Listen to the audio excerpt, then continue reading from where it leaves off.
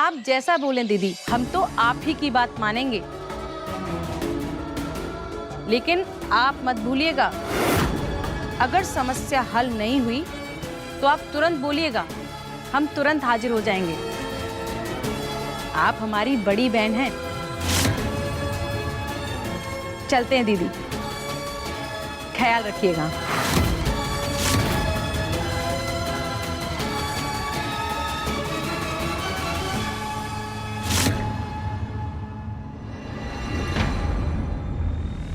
Mummy, एक मनुष्य के चलते पूरा घर परिवार भुगत रहा है, ये तो ठीक नहीं है। हर बात की एक सीमा होती है बिटिया। जब तक भुगतना सह सकते हैं, सह लेंगे, और जिस दिन नहीं सह पाएंगे, उस दिन इस मनुष्य और मनुष्यत दोनों को बाहर निकालेंगे।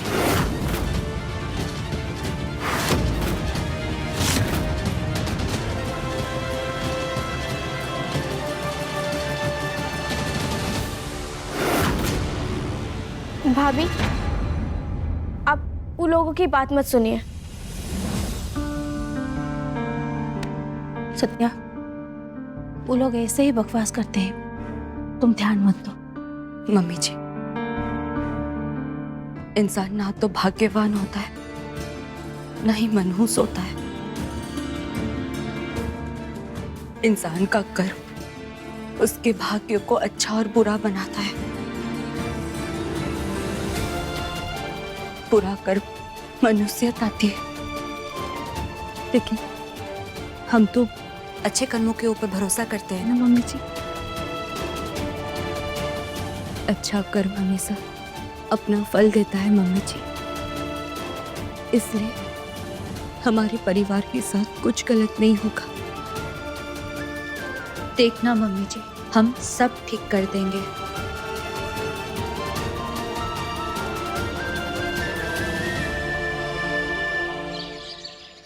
इस सोफा सब बीच में रहेगा तो बाबा जी का आसन कहाँ लगेगा? बाबा जी का आसन तो नीचे ही लगता है ना। हटाओ इसे, हटाओ।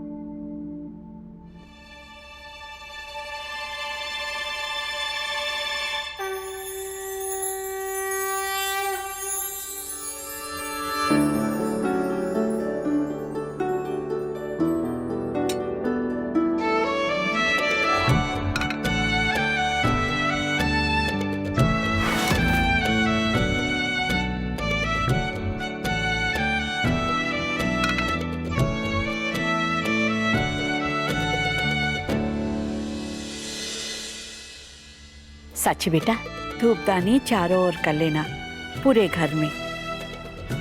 देखो ना, बाबा जी के पधारने का समय हो गया है, कभी भी आ जाएंगे, इसलिए थोड़ा जल्दी करो। जी।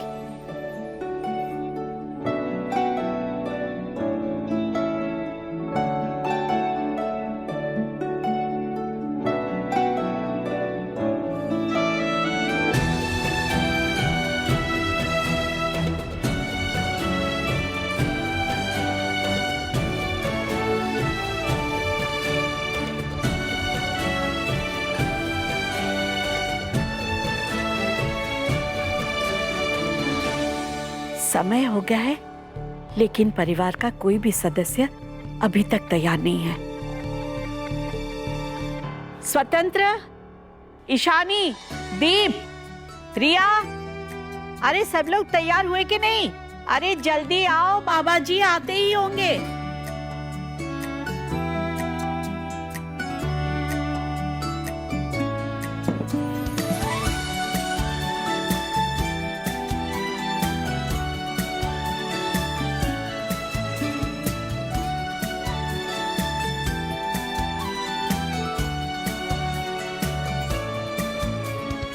दादी, ये पूरा घर आश्रम में बदल गया, क्यों? तुम्हें पता नहीं है ना, बाबा जी बहुत ही सिद्ध पुरुष हैं। तुम्हारे दादाजी के जमाने से ही ये घर उनसे परिचित है। उनका दर्शन होना ही बहुत ही सौभाग्य की बात है। जानती हो ना, बाबा जी 6 महीने हिमालय पे रहते हैं तप साधना के लिए, और 6 महीने तीर्थ यात्रा में जाते हैं। ये तो तुम्हारा भाग्य है कि वो आज हमारे घर पधार रहे हैं। पिछली बार जब बाबा जी के चरण इस घर में पड़े थे तब शौर्य बहुत छोटा था। इस समय तो काफी सालों बाद बाबा जी आ रहे हैं घर में। लेकिन ये शौर्य कहाँ है? अभी तक ऑफिस से नहीं लौटा। उसी के लिए ही तो बाबा जी को बुलाया गया है। सही कह रही हैं अम्मा, अभी तक तो शौर्य को आ जाना चाहिए था। हम अभी शौर्य को फोन लगाते हैं। अरे नहीं नहीं, रहने दीजिए।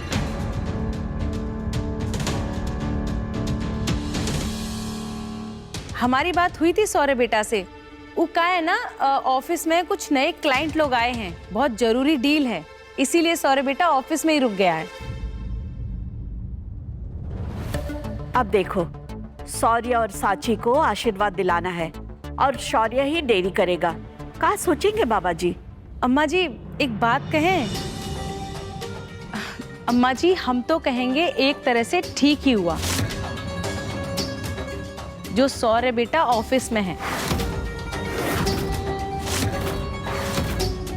आप तो जानती हैं धर्म कर्म मान मान्यता के बारे में सौर्य का क्या विचार है। वो तो इन सब बातों पे भरोसा ही नहीं करता। उल्टे बाबा जी के सामने कुछ उल्टा सीधा बोल देता, बाबा जी नाराज होते सो अलग। इससे तो अच्छा है कि अकेले साची बहू आशीर्वाद ले ले। सब कुछ श्रद्धा भक्ति से हो भी जाएगा और बाबा जी भी प्रसन्न होकर लौट जाएंगे। हाँ, और कोई विकल्प ही नहीं है। साची अकेले ही आशीर्वाद ले लेगी। वैसे भी बाबा जी का आशीर्वाद हमारे पूरे खानदान पर है।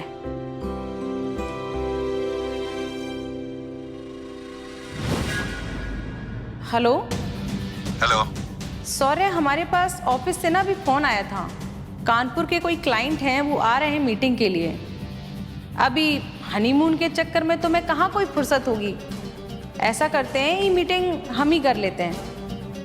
नहीं, रहने दीजिए मिसेस स्वरूप, आप क्या ही मीटिंग करेंगी। आने वाले क्लाइंट्स भी उल्टे पांव लौट जाएंगे।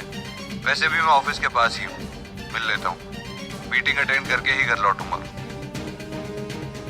अब ठीक है, फिर भी अगर तुम्हें लगे ना तो हमको बोल देना, हम कर लेंगे मीटिंग। साची, जब तक बाबा जी नहीं आ जाते तुम सब तरफ और सब लोगों पर गंगा जल छिड़क दो। सब लोग ध्यान से सुनो, अपने अपने मोबाइल की आवाज बंद कर देना। बाबा जी को आवाज पसंद नहीं है। जी दादी। और हाँ, जाओ सब अपने जूते चप्पल उतार दो, जल्दी।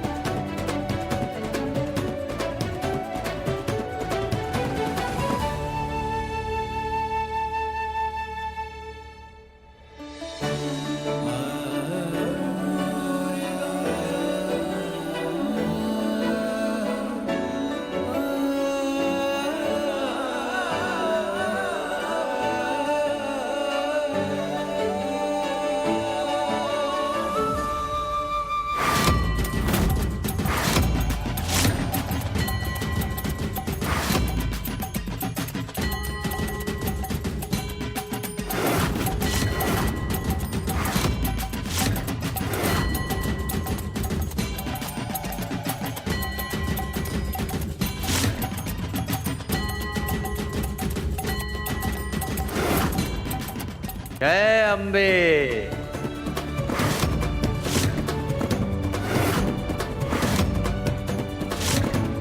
साची, आरती की थाली लेकर आओ। जी दादी।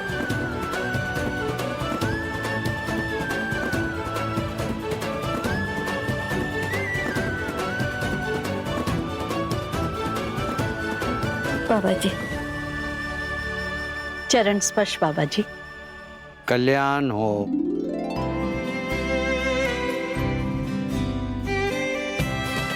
कल्याण हो।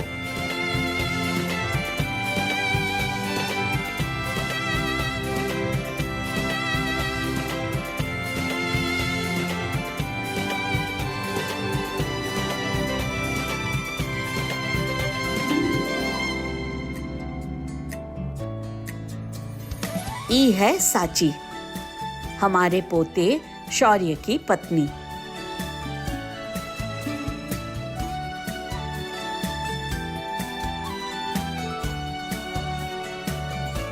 जा बेटा।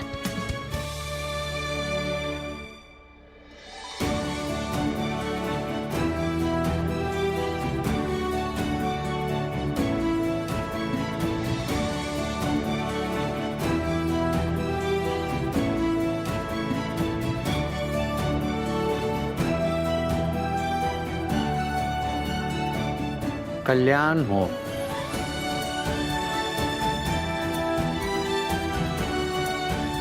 आइए ना प्रभु, विराजिए।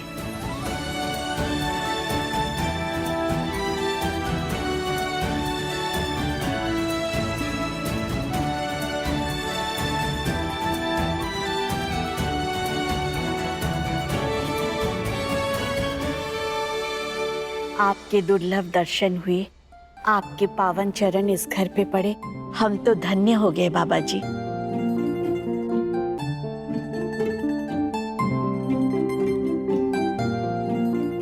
साची, बाबा जी के लिए जल और आहार का प्रबंध करो। जी दादी। नहीं देवी, आज हम कुछ ग्रहण नहीं करेंगे। आज हमारा उपवास है और हमने निर्जल व्रत का संकल्प ले रखा है।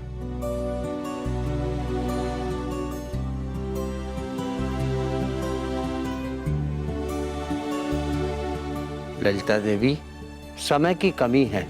हम जानते हैं कि कोई दुविधा है जो तुम्हें चिंतित कर रही है। बताओ, क्या समस्या है?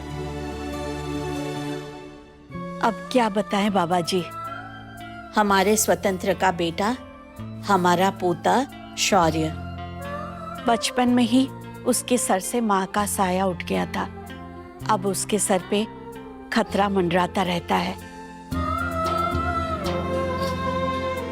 जब भी घर से बाहर कदम रखता है, कुछ ना कुछ घटना घट जाती है। कभी एक्सीडेंट, कभी जानलेवा हमला। अब कुछ ही दिन पहले ही उसकी शादी हुई है। दोनों पति पत्नी घूमने जा रहे हैं। हमारे मन का संकोच ही हमारी चिंता बढ़ा रहा है। बाबा जी, आप बच्चों पर कृपा कीजिए, आशीर्वाद दीजिए कि वो स्वस्थ और सुरक्षित रहे। इधर आओ बेटी।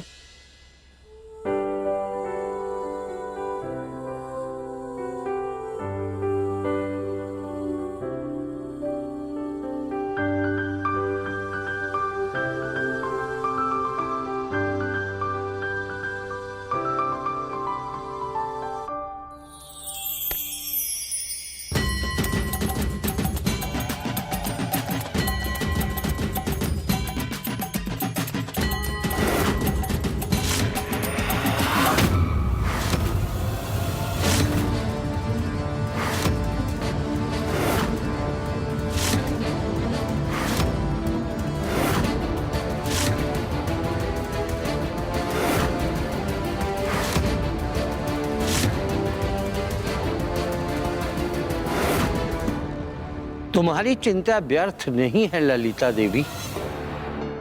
तुम्हारे पोते पर तो महादशा का योग चल रहा है।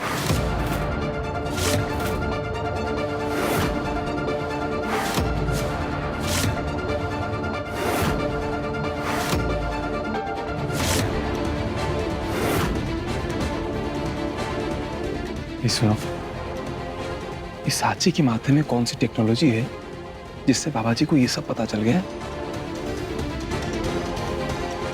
बाबा जी, महादशा हमारे बच्चे पर?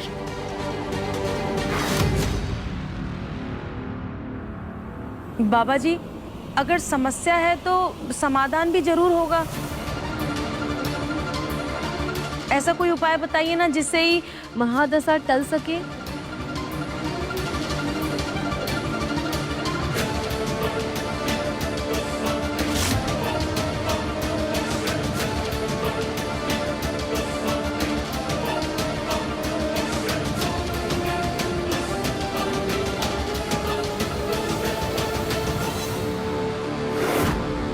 उपाय है देवी, बिल्कुल है।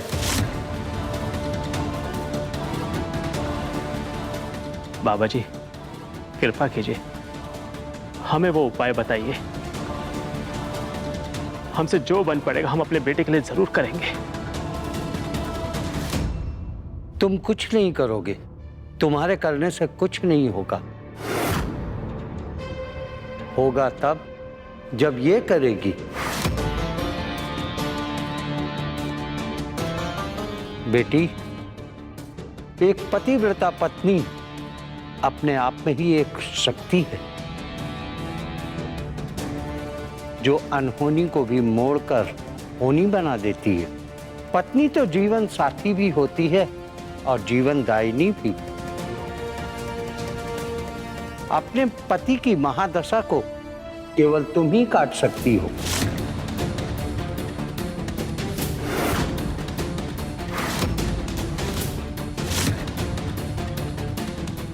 पापा जी, आप जो कहेंगे, जैसे कहेंगे, हम वैसे जरूर करेंगे।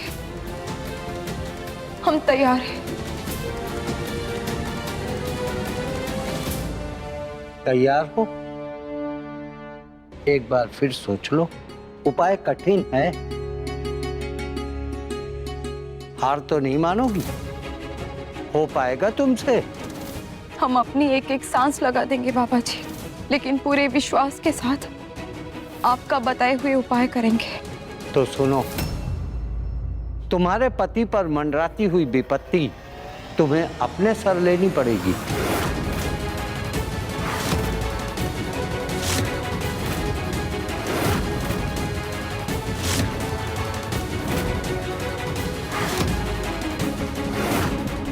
चौबीस घंटे के लिए तुमको भूलना होगा कि तुम्हारे पास दृष्टि है। तुम्हें अपनी आंखों पर पट्टी बांधकर वही काम करने हैं जो तुम रोज करती हो।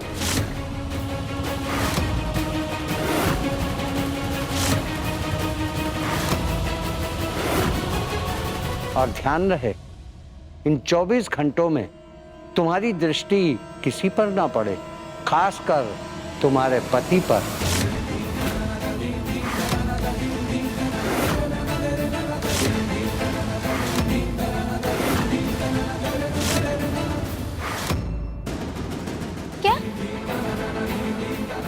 लेकिन ये तो नामुमकिन है। चुप रहो रिया, बीच में नहीं बोलते। तुम्हें ज्ञात है, गांधारी ने अपनी आंखों पर आजीवन पट्टी बांधी थी क्योंकि उसके पति धृतराष्ट्र जन्म से ही नेत्रहीन थे। और तुमको तो बस 24 घंटे ही बिताने। इस कार्य में आई हर चोट, हर खरोच तुम्हारे पति की महादशा को उतारती जाएगी। और अपने पति की लंबी आयु के लिए तुम्हें बस इतना ही करना है।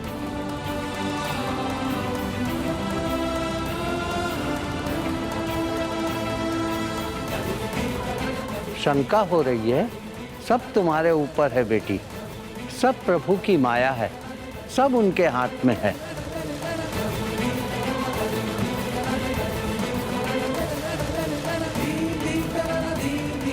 करना चाहो तो ही करना।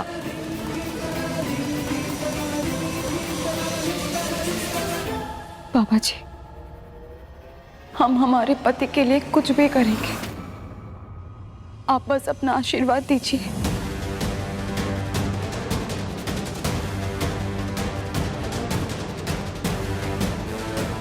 ताकि हम इस कार्य में सफल रहें।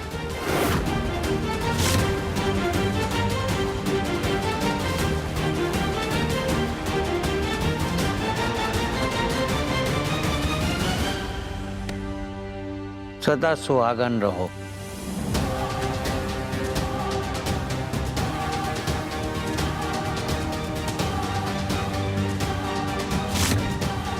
आपके आशीर्वाद की गारंटी हम लेते हैं बाबा जी।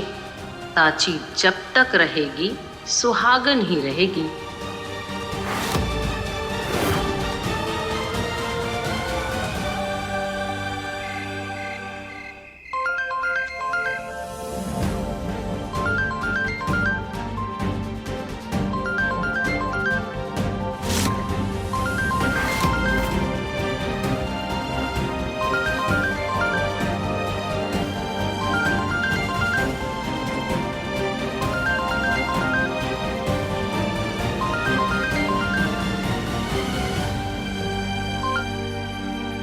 सत्या, अरे तुम कहाँ गायब हो? आज ही 3 कॉल किए, ना तो फोन उठा रही हो ना मैसेज का रिप्लाई कर रही हो। सब ठीक है ना? या गांव जाके हमें भूल गई? सत्या, चुप काहे हो? सत्य सच बोलना, सब ठीक है ना? कोमल, अब कहाँ बताए? सब कुछ फोन पर तो नहीं बता सकते हैं ना। इतने दिनों में ऐसा कहाँ कुछ हो गया सत्तू? हम समझे नहीं। छोड़ो, वो बहुत लंबी कहानी है। अब तुम टालो मत, बताओ, नहीं तो हम साची दीदी से ही पूछ लेंगे। उनका घर इतना भी दूर नहीं है हमारे घर से, जानती हो ना, हम भी प्रयागराज में ही रहते हैं। प्रयागराज में हम ही तो है। प्रयागराज? तुम प्रयागराज आई हो? कब आई सत्तू? और तुम अब बता रही हो? ये सब कहाँ चल रहा है? बाद में बताएंगे तुमको। तुमको 10 बार फोन करने के बाद तुम कॉल उठा रही हो, बात का तो रहने ही दो। बताना है तो अभी बताओ, नहीं तो सुनो। चलो पता भेजो अपना, हम ही आ जाते हैं। वैसे भी तुम्हारी आवाज से ऐसा लग रहा है कि जैसे कि तुम कोई तकलीफ में हो। कोमल, तुम अगर कभी हमको दोस्त मानी हो तो अभी के अभी बता दो, हमको मिलना है बस। इससे आगे हम कुछ नहीं सुनेंगे। ठीक है, ऐसा करते हैं कि हम ही तुम्हारे पास आते हैं। ठीक है, जल्दी आओ, हम तुम्हारा इंतजार कर रहे हैं। ठीक है।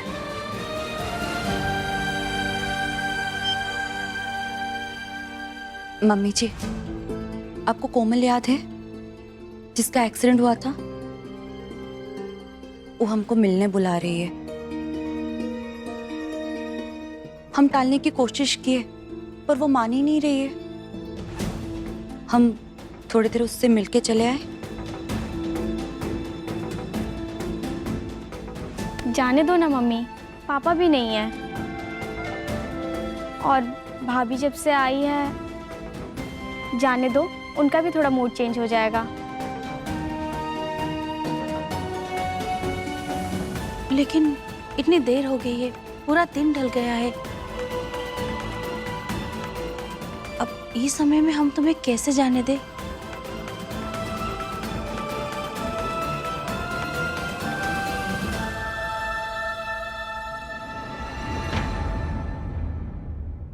ठीक है, जाओ,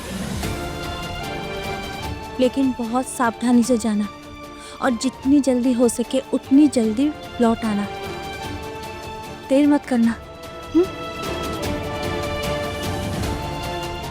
जी मम्मी जी।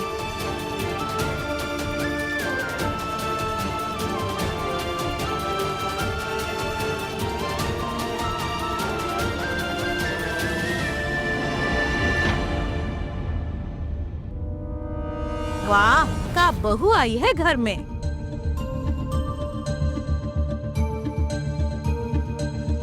घर का मर्द बाहर गया तो बहू के तो पैर ही खुल गए।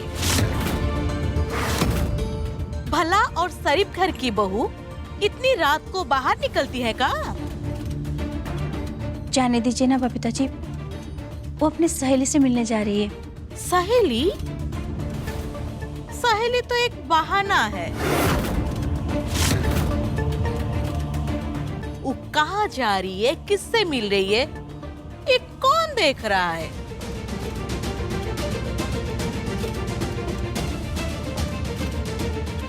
अंकल जी के बनाए हुए नियमों की धज्जियां उड़ाई जा रही है मम्मी। अगर हम होते ना तो ऐसा कभी भी नहीं करते। अरे तुम घर का पूरा प्रयागराज छोड़ दो, कोई ना पूछे। का बोली? फिर से बोलो। हम तो अपना गाना गुनगुना रहे थे। भाई साहब का बाहर गए हैं, इनका जुबान बढ़ गया है। ऐसा नहीं है बबीता जी। अक्षय, पूरे घर का काम बिखर कर पड़ा है और तुम यहाँ समय बर्बाद कर रही हो। चलो कपड़े उठाकर नीचे लाओ। चलो काम में हाथ बढ़ाओ। चलो।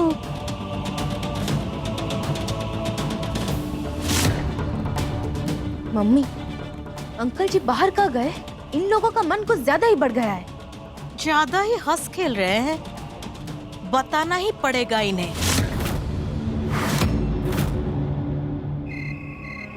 दादी, आप सच में भाभी से 24 घंटे तक पट्टी बनवाएंगी? ये सब भाभी कैसे करेंगी? मुझे तो सोचकर ही टेंशन हो रही है। बस करो रिया, तब से बुनबुना रही हो। हमको नींद आ रही है, जाओ तुम भी जाके आराम करो। नहीं दादी, मुझे नहीं करना कोई आराम। और आप लोग इतने आराम से कैसे हैं? 2 मिनट के लिए दिखना बंद हो जाए तो आदमी तड़पने लगता है। और आप लोग भाभी को सारे काम करने के लिए कह रही हैं, वो भी आंखों में पट्टी बांधकर। ये किस बात की सजा मिल रही है भाभी को? और बाबा जी ने ऐसा क्यों किया भाभी के साथ? बोलिए ना दादी। तुम नहीं समझती हो, ये कोई सजा नहीं है। अपने पति के लिए जाप, तप, व्रत क्या कुछ नहीं किया है महिलाओं ने। इसी को तो सती की शक्ति कहते हैं। और ये मान के चलो कि तुम्हारी भाभी तुम्हारे भैया की रक्षा के लिए एक दूसरे प्रकार के व्रत करने जा रही है। बाबा जी की बात पर शक नहीं करते। वर्षों से उनका आशीर्वाद इस घर पर है। उन्होंने कभी भी हमें गलत सलाह नहीं दिया है। ओहो दादी, मुझे तो ऐसा लग रहा है कि बाबा जी आए और अपने साथ ब्लैक एंड व्हाइट जमाना ले आए। कल भाभी को गांधारी बना दिया जाएगा और हम सबको कैकेयी रामायण में थी, महाभारत में नहीं। जितना जानती हो उतना ही बोला करो। जाओ, जाके सो जाओ। हम तो पहले ही कहते कि तुम नहीं समझोगी। हाँ ठीक, मैं तो नहीं समझूंगी, ओके। लेकिन हाँ, भैया भी ये सब नहीं समझेंगे। और जब उनको पता चलेगा कि आप लोग अंधविश्वास में क्या क्या कर रही है, तब देखना कैसा बवाल होगा। बवाल हो जाएगा अगर शौर्य को भनक भी लगी तो। अब तुम तो जानती हो कि शौर्य इन सब में भरोसा कहाँ करता है। अगर उसे पता चला कि ये उपाय बाबा ने बताया है तो जानती हो क्या करेगा? वो पूरा घर सर पर उठा लेगा। फिर ना तो उपाय पूरा हो पाएगा और ना ही महादशा टल पाएगी। तो अब ये तुम्हारी जिम्मेदारी है कि कुछ भी हो जाए, शौर्य को पता नहीं चलना चाहिए कि तुम क्या कर रही हो और काहे कर रही हो।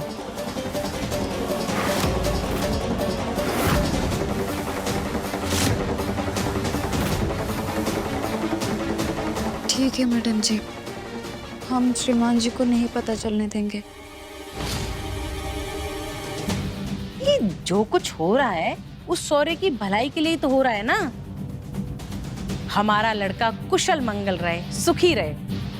आखिर ये सब कुछ अम्मा जी के कहने पर ही तो हो रहा है ना। तो अभी तुम्हारा काम है कि सब कुछ अच्छे से निपट जाए। आखिर शौर्य तुम्हारा पति है ना। और हाँ, आँख पर पट्टी बांधकर कमरे में मत बैठी रहना। बाबा ने क्या बोला याद है ना? आँख पर पट्टी बांधकर नित्य दिनचर्या करनी है। जो रोज करती हो वो काम करना ही है, समझी? हाँ मैडम, हम समझ गए।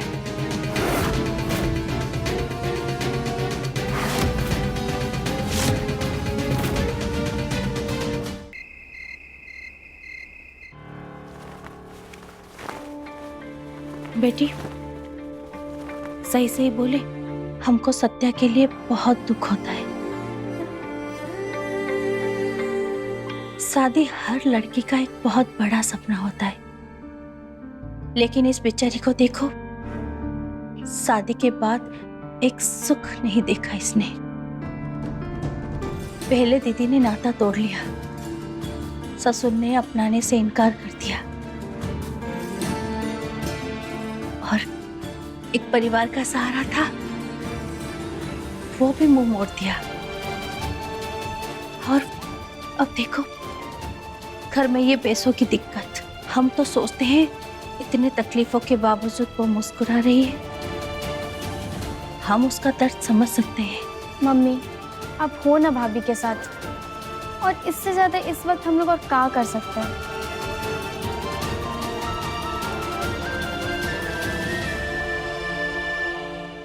कर सकते हैं,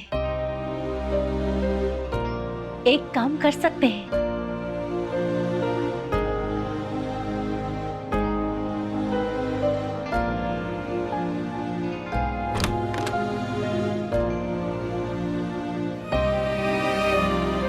मम्मी, क्या हुआ? कहाँ ढूंढ रही हो?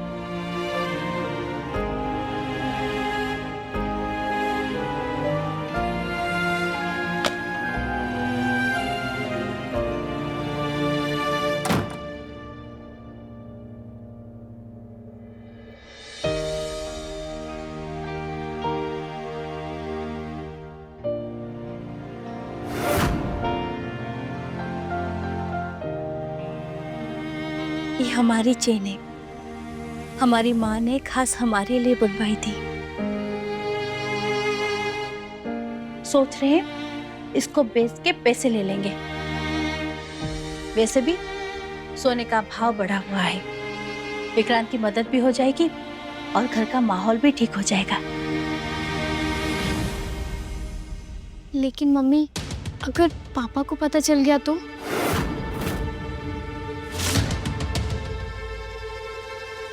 तुम्हारे पापा को नहीं पता है चेन के बारे में, और ये घर के गहनों में से थोड़ी ही है। और वैसे भी हम इसे पहनते ही नहीं है, और तुम्हारे पापा का ध्यान में नहीं है, और वो भूल भी गए होंगे। गौरी बहन, गौरी बहन, अरे कहाँ हो?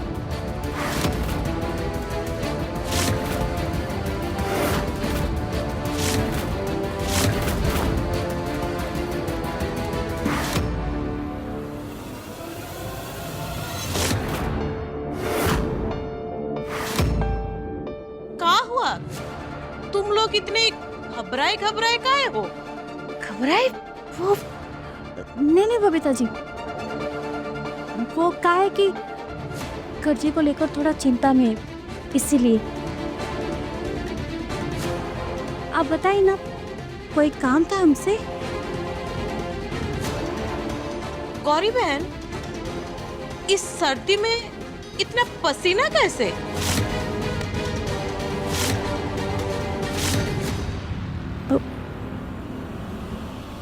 अरे वो कमरा बंद था ना, और वो चादर कपड़े ये सब समेट रहे, तो इसीलिए। ऐसा काहे लग रहा है कि ये माँ बेटी दयानी बन रही है, वो भी हमसे? अरे लो, तुम लोगों के साथ बात करते करते मैं अपना काम भूल गई। अब बाद में आती हूँ, ठीक है?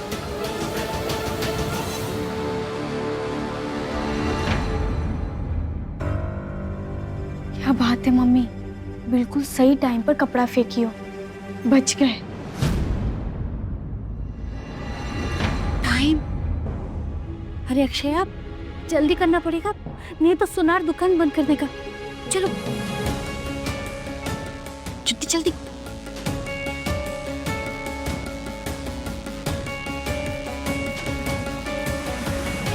जल्दी करो। मम्मी सावधानी से, ये घर बैठे बिठानों से कम नहीं है।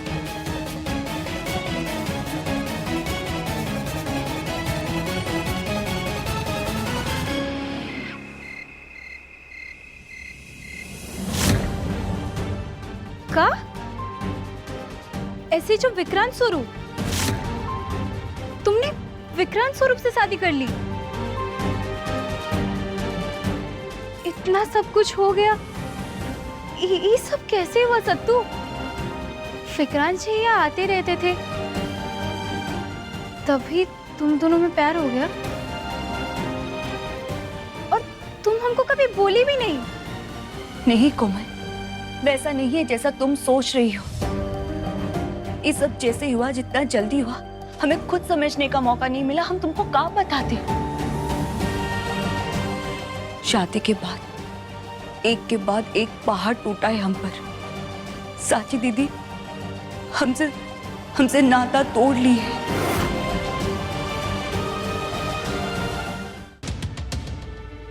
का साची दीदी तुमसे नाता तोड़ी है? हम नहीं मानते। यही सच है कोमल। साची दीदी अब हमसे बात नहीं करती है। जानती हो, हम दोनों शादी करके एक ही परिवार का हिस्सा बने, अगल बगल में रहते हैं, लेकिन दीदी हमारी तरफ देखती भी नहीं, ना ही हमसे मिलती है। विक्रांत जी के घर में भी एक के बाद एक दिक्कत देखने को मिली है। उनके पापा ने उनसे सारा रिश्ता तोड़ लिया है, और रिंकी और विक्रांत जी के सगाई का जो इंतजाम था, उसमें 3,17,000 का बिल आया है, और वो भी विक्रांत जी को ही चुकाना पड़ रहा है। 48 घंटे में 3,17,000 कहां से आ पाएंगे? हमसे मत पूछो कोमल, हम चारों तरफ परेशानी में घिरे हुए हैं।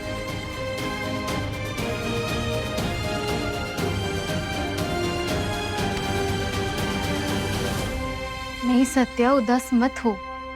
अरे परेशानी तो जीवन का हिस्सा है ना।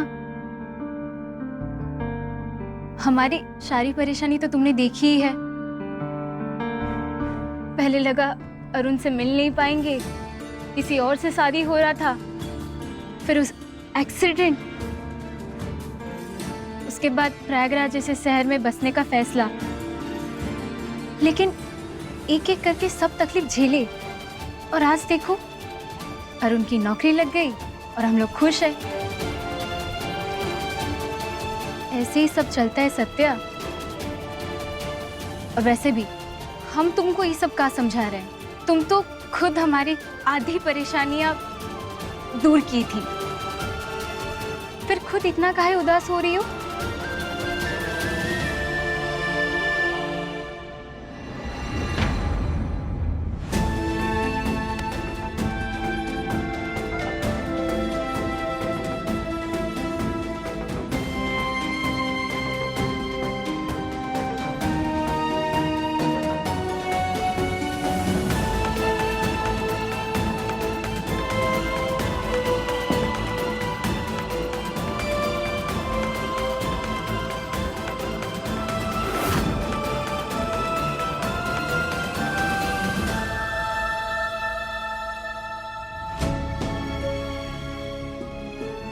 पैसों का क्या है? विक्रांत जी तो खुद पुलिस वाले हैं ना, कितने लोगों से जान पहचान होगी, उनको तो आसानी से उधार मिल जाएगा ना।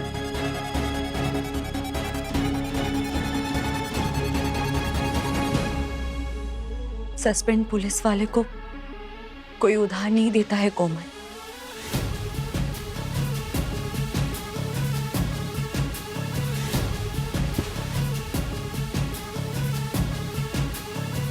सस्पेंशन का मामला बेमतलब का ही खिसता जा रहा है। बार बार नए अफसर आते हैं, फिर वही सवाल पूछते हैं, फिर नए अफसर, वही पूछताछ।